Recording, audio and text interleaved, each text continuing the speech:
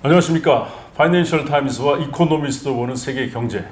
오늘도 KDI 대학원 이진수 교수님 모시고 함께 이야기를 나눠보도록 하겠습니다. 안녕하십니까. 네, 안녕하십니까. 네. 지난 6월 30일 나토 정상회담이 이제 폐막이 됐는데 새로운 나토 동맹이 탄생하는 그런 회담이었습니다. 거기에 관해서 오늘 얘기 나눠볼 텐데 어떤 기사가 준비되어 있습니까? 네, 무질서의 시대에 자유무역이 위험에 처하다라는 그 파이낸셜 타임즈 기사를 포함해서 5기사에 대해서 이야기해 보겠습니다. 네. 1946년에 이제 윈스턴 처칠이 그 철의 장막에 대해서 얘기를 하면서 이제 그 냉전이 시작됐고, 1989년에 베를린 장벽이 무너지면서 이제 냉전이 이제 끝났는데, 지난 6월 30일에 있었던 나토 정상회담을 통해서 새로운 냉전이 시작되고 있습니다. 그리고 이번엔 특히 우리나라, 또 일본, 호주, 네덜란드를 이제 초청을 해서 나토가 그동안 서유럽 중심의 그런 그 군사 안보 동맹이었다면 이번에는 아시아 태평양까지 이제 포함하는 거기에 이제 기후 위기, 에너지 위기, 식량 위기까지 함께 이제 다루겠다 이런 새로운 전략적인 개념까지 포괄하게 되는 그런 새로운 나토 체제인데 여기에 대해서 뭐 러시아하고 중국은 뭐 격렬하게 비난하고 비판하고 그럽니다만은 실제로 보면 러시아하고 중국은 계속 정치적으로 경제적으로 밀접해져 가고 있는 상황이고 이런 상황에서 우리가 뭐 새로운 나토 동맹, 아시아 태평양까지 확대하는 그 나토 동맹에 빠질 수도 없는 것이고 그렇지만 예전에 냉전은 사실은 뭐 군사적으로도 정치적으로도 뭐 냉전이었지만 경제적으로도 냉전이었는데 지금은 특히 중국과 관련해서 뭐 무역과 투자 규모가 서로 엄청나기 때문에 그거는 유지한 상태에서 냉전을 가져가는 그래서 이런 상황에서 우리가 어떤 스탠스를 취해야 될지 되게 쉽지 않은 그런 상황입니다. 그 6월 29일자 파이낸셜 타임스 칼럼에 보니까 그 마틴 울퍼가 세계 경제가 새로운 시대에 접어들었다 이렇게 언급을 했어요. 네, 그렇습니다. 그 마틴 울프 그 파이낸셜 타임즈의 유명 칼럼니스트죠. 네네. 그분에 의하면은 뭐 대체로 공감할 수 있는 그러한 이야기인데요. 2차 세계대전 이후에 지금까지 세계 경제가 두 시기를 겪었다 이렇게 이야기를 하고 있습니다. 1940년대 말부터 1970년대까지 냉전을 배경으로 미국과 미국의 우호적인 서방 국가들이 경제 자유화를 추진했던 시기. 그러니까 소련과 동국과는 이제 별개의 또 경제권이었으니까요. 그렇죠. 그런 시기를 겪었고요. 1980년대 후반 그 소련의 해체 이후에 소위 신자유주의가 전 세계를 휩쓸던 시기. 그러니까 전 세계가 이제 하나의 경제권이 되면서 자유화가 하나의 모토가 된 그런 시기가 되겠습니다. 이때 가장 그 두드러진 사건으로는 1995년에 WTO가 설립돼서 이제 무역 자유화가 이제 촉진된 것, 그리고 2001년에 중국이 WTO에 가입하고 중국이 이후에 급속 성장을 한 것, 이런 것을 들 수 있다고 이야기를 하고 있습니다. 그런데 이제 세계 경제가 분절화되고 또 자유무역이 위기에 처해서 이제 아까 김범도 아나운서 얘기했듯이 소위 새로운 냉전을 맞이하여 경제 체제가 이렇게 나뉘어지는 이런 그 새로운 시기에 접어든 게 아닌가 뭐 이런 이야기를 하고 있습니다. 그 1986년에 중국이 이제 WTO의 전신인 가트 체제에 이제 그 문을 두드리다가 2001년에 결국 이제 WTO에 가입이 됐는데 굉장히 재미있는 건 2001년에 그 GDP가 이제 1.34조 달러였는데 2020년 14조 달러, 10배가 넘게 됩니다. WTO 가입 이후에. 근데 이제 어떻게 보면 중국이야말로 WTO 체제의 그런 과실을 가장 뭐 최대한 누린 그런 나라가 됐는데 그럼에도 불구하고 사실은 미국이나 유럽의 불만은 WTO 체제의 그런 가치 사슬에서 혜택은 제일 많이 누렸지만 사실은 정치적으로 또 서구 민주주의 모델 따라가는 것도 아니고 또 경제적으로는 WTO 체제에 있으면서도 국유 기업이 너무 많이 성장한 상태이기 때문에 그거에 대해서 이제 불만이 있어 와서 사실은 어떻게 보면은 미국과 유럽, 중국과의 갈등은 사실은 계속 축적도 왔는데 우크라이나 침공이 좀 어떤 촉발한 측면도 강하게 있는 것 같습니다. 네, 그렇습니다. 김범도 아나운서가 얘기했듯이 2001년에 그 중국이 WTO에 가입한 이후에 중국이 경제 성장을 특히 무역을 통해서 함으로써 미국 내에서 그 자국내 일자리 감소했다. 이러한 그 불만 여론이 이제 커지는 상황이 되었죠. 그래서 그러한 상황을 배경으로 해서 트럼프 대통령이 이제 당선되었고 트럼프 대통령은 그 당선 직후에 그 세계 무역 체제에서 이렇게 그 탈퇴하는 네. 이러한 여러 가지 조치를 했는데요. 예를 들면은 그 전임 오바마 대통령 때 중국의 경제적 영향력을 이 커지는 것에 대응하기 위해서 미국이 주도가 되어서 그 환태평양 경제 동반자 협정이라는 그 무역 협정을 추진한 바가 있는데 소위 말하는 TPP라고 많이 알려져 있던 협정인데요. 여기서 그 트럼프 대통령이 바로 탈퇴를 했습니다. 네. 그리고 그 중국에 대해서 그 관세를 부과했고, 중국에 대한 관세 부과에 따라서 중국이 WTO에 제소를 했는데, WTO가 중국에 유리한 판결을 했거든요. 네. 그러니까 WTO에 또 탈퇴하겠다. 뭐 이런 얘기도 하고, WTO에 판정을 하기 위해서는 상소하는 그 위원이 있어야 되는데 그 사람들이 판결을 하는 건데 그 미국에서 그 WTO 상소위원 선임에 반대해가지고 아예 그 분쟁 해결 기능이 상실되는 뭐 이러한 지경에 이르러서 WTO가 제대로 작동하지 않는 네. 그래서 결국에는 전체적으로 이 자유무역 하는 분위기가 퇴조했다 이렇게 네. 말씀드릴 수가 있겠습니다. 근데 뭐 미국이 어떻게 보면 그 WTO 체제도 주도했는데 그 WTO 상소위원도 이렇게 임명하지 않고 법도 안 지키는 걸로 봐서 이렇게 옹졸한 거 아니냐, 대국답지 않은 거 아니냐. 거기에 이제 뭐 트럼프의 태도도 일조했지만 이렇게 내막을 보면 이게 미국이 이제 옹졸하다 얘기하기 어려운 것이 2020년 포춘 선정 500대 기업에 중국 기업이 이제 124개, 미국이 121개인데 네. 제꼈습니다. 그래서 1990년에 포춘지 선정 500대 기업 최초 명단 발표할 때 중국 기업은 전무했거든요. 대단한 일이죠. 근데 특히 이제 중국의 문제는 500대 기업 124개 중에 91개가 공기업입니다. 그러니까 이 문제가 사실은 그 미국과 유럽이 볼 때 너무나 위험해 보이는 거죠. 그렇죠? 그래서 사실은 빌 클린턴 대통령도 중국이 WTO 체제에 들어오려고 할 때 적극 지지하면서 도와줬고 그러면서 중국이 이렇게 경제적으로 성장하면 미국과 유럽이 추구해온 그 민주주의 질서, 소금 민주주의 질서에 네. 편입될 것이라는 기대도 가졌었는데 중국은 뭐 시진핑 그 주석의 그런 발언이라든지 여러 가지 스탠스들이 뭐 그렇게 될 가능성은 점점 희박해져 가고 있고 네. 또 경제적으로도 WTO 체제에 수혜만 누리고 또 기여하지 않고 그러니까 이런 이야기를 할 수밖에 없는 뭐 상황인 것 같고 그래서 그 미국은 이제 미국을 중심으로 세계 경제 체제 그리고 국제 공급망을 재편하자. 그래서 이제 옐렌 미국 재무장관이 미국과 이제 미국의 우호적인 국가들만을 상대로 해서 새로운 무역 체제를 가져가자 이렇게 주장을 하기도 합니다. 네, 소위 말하는 프렌드 쇼링이라는 네. 게 되겠는데요. 그래서 이제 미국의 입장이라는 것이 이제 이전의 자유무역 그런 기조와는 좀 다르게 가고 있고, 네. 또 최근에 그 유럽에서 그 우크라이나 전쟁이 발발한 이후에 유럽도 또 자유무역과는 조금 다른 벗어나는 움직임을 보이고 있는데요. 그동안에 사실은 유럽은 러시아 경제와 밀접한 관련이 있었습니다. 네. 아시다시피 그 원유, 가스, 곡물 의존도가 상당히 높았고요. 그런데 이제 우크라이나 전쟁이 발발하니까 러시아에 이러한 그 의존을 하는 것이 문제가 있다. 네. 그리고 앞으로는 그 의존도를 줄여야 되겠다. 이러한 움직임을 보이고 있고요.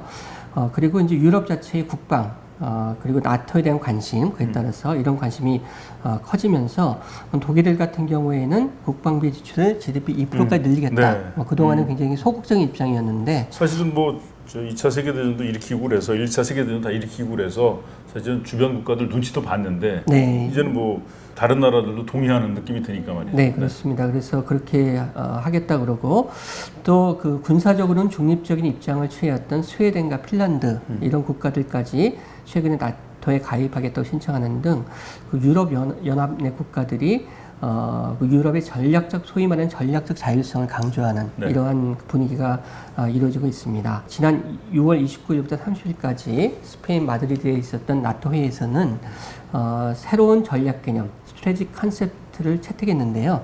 10년 만에 채택을 했는데 여기에서는 러시아뿐만 아니라 중국까지 나토의 안보를 위협하는 국가를 명시를 해서 전 세계가 이렇게 두 진영으로 나뉘어지는 지금 모습을 보여주고 있습니다. 네. 만약에 중국이 이렇게 WTO 체제에 과실은 다 누리면서 정치 체제는 그냥 자기 스타일로 서구 민주주의와 대별되는 그런, 그리고 국익위험 문제도 이렇게 적극적으로 나서서 해결하지 않는 걸 알았더라면, 미리 알았더라면 절대 미국과 유럽은 WTO 체제에 중국을 가입시키지 않았을 겁니다. 아마 미래는 알 수 없는 예. 근데 그러니까 예전 만약에 알았더라면. 근데 이제 그런 상황에서 미국과 유럽이 중국이 이제 어떤 뭐랄까 그냥 단순히 예전에 좀 뭐 키워볼까 얘들 한번, 그래서 이렇게 브레진스키도 얘기했지만 러시아는 좀 서구 민주 질서에 편입을 시키고 중국은 아직 뭐 그런 이야기할 단계도 아니고 아예 그냥 경제적으로 성장시켜서 뭐 이렇게 서구 민주주의에 가는 길 한번 갈 수 있게 하지 않을까 이런 생각을 했었는데, 지금 상황은 이제 그런 상황이 아니라 중국이 이제 미국과 유럽의 그동안의 질서를 무너뜨릴 수 있다는 불안감, 정치 질서뿐만 아니라 경제 질서도 그런 불안감이 있는 것 같은데, 뭐 미국은 이제 미국대로 자기의 그런 정치 경제적인 방향으로 가겠고, 그렇지만 이제 유럽은 미국을 따라가지만은 않은 그런 이제 면이 있는데, 그렇지만 또 중국이나 러시아의 위협은 만만치 않고 유럽이 어떤 모습을 취할지가 되게 궁금해집니다.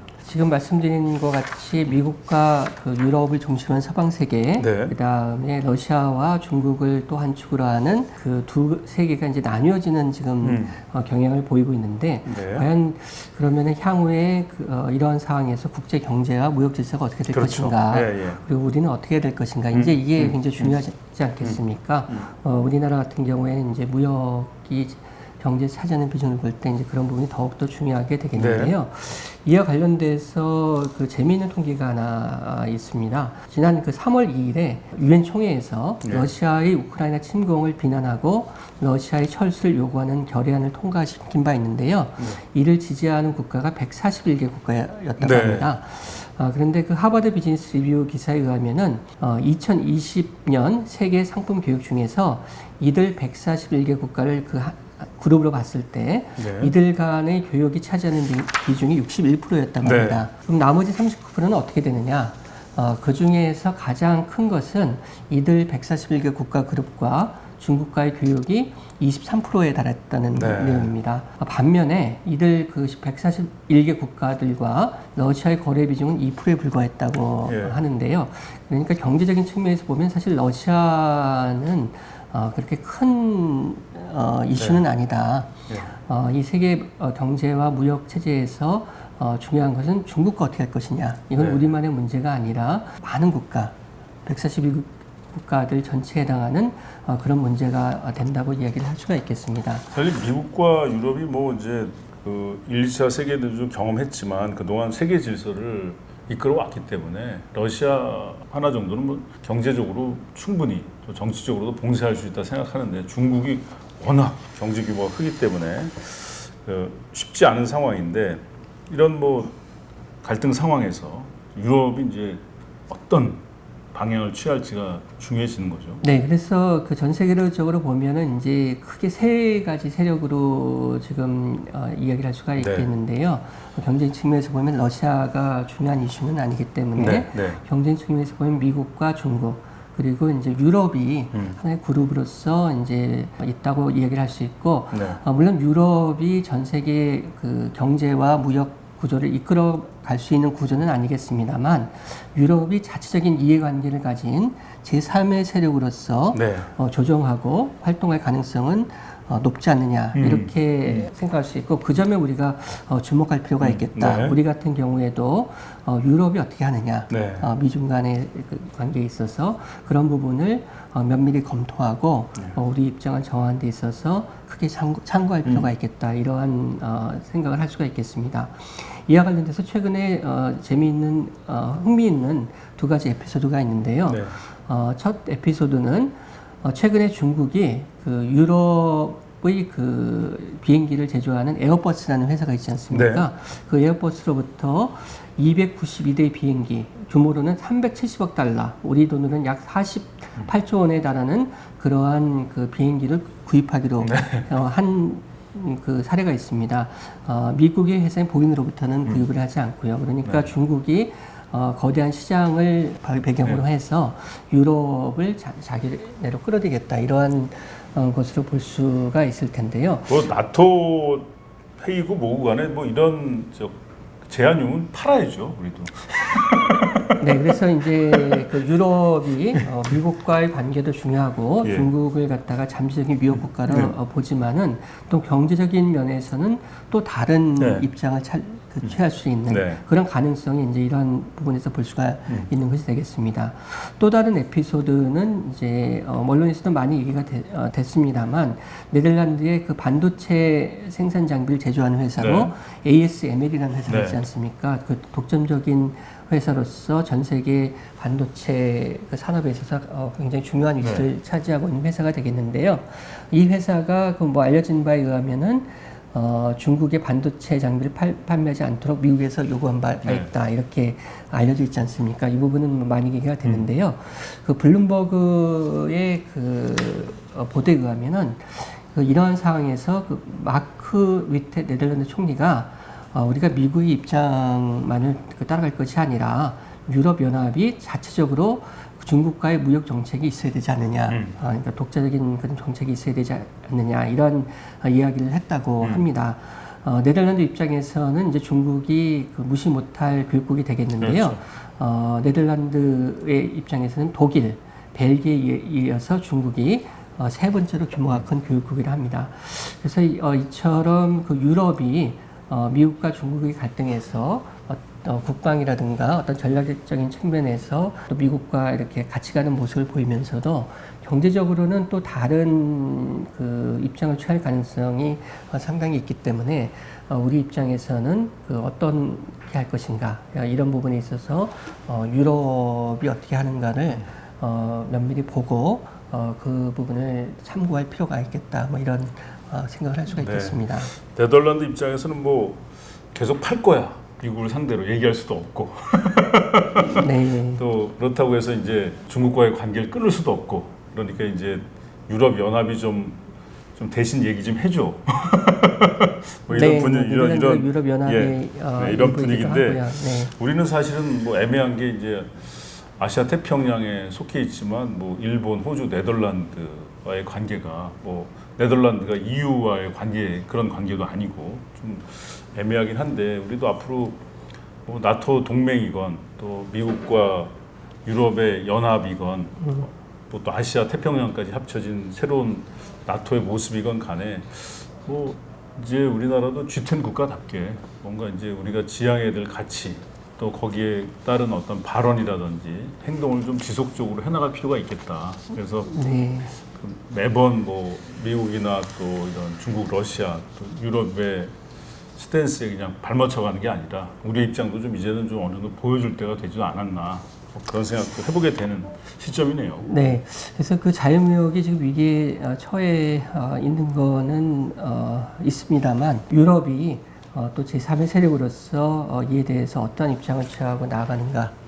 우리 같은 경우에는 사실 자유무역이 굉장히 중요한 그 가치고 우리에게 이제 큰 혜택을 주었던 부분인데 지금 상황에서 참 어렵은 상황인데 유럽의 입장을 우리가 고려해서 참고해서 우리가 좀 현명하고 잘 대처해 나갔으면 좋겠는 바람입니다. 네. 뭐 미국, 유럽, 아시아 태평양까지 아우르는 뭐 그런 나토 동맹이라면 우리한테 이제 뭐 손해날 것도 없는 것 같은데 대신 이제 중국과의 어떤 그런 무역 투자 이런 것과 관련해서 뭐 기존의 분위기만 유지해 간다면 우리는 뭐 나쁠 게 전혀 없겠다는 그런 생각도 듭니다. 네, 우리 이 교수님은 아무 얘기도 안 하겠지만 뭐 혹시 그래도 우리 교수님 하고 싶으신 말씀이 있으신가요? 말씀대로 사실 우리가 전 세계 무역 질서를 끌어나갈 수 있는 입장은 또 아니니까요. 그렇죠. 네. 예, 그렇지만 이제 우리 입장을 이제 정하는 데 있어서 유럽의 입장이라는 것이 상당히 참고가 되지 않을까 개인적으로 그런 생각이 듭니다. 네, 파보세 오늘 여기서 마치겠습니다. 고맙습니다. 네, 감사합니다.